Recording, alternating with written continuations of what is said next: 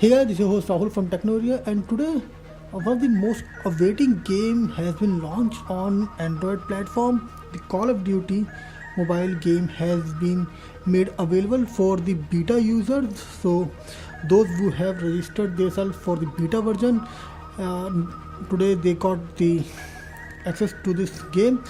But currently this game is only available for beta user who are from India. So if you are from India and you have registered yourself for the beta version of this game, then you might have got the access to it.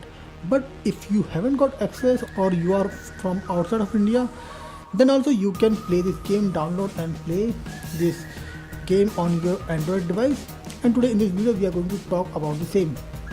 So first of all, what you need to play this game, you need two files. One is the APK file of this game, and the other one is the data file, or you can say the OBB file, which you need to download.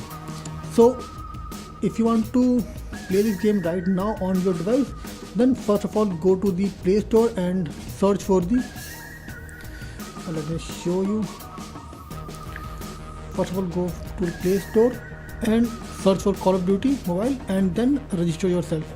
I had already installed this game, that's why it's showing me open, but you will get a registration option over here.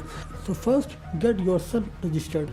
Now you will find a link in the description section below, so you need to go to that link and download those two files. One is the APK file and another one is a zip file which contains your OB file or your data file. So once you have your APK file, just install it. Do not launch it. Just install that APK file.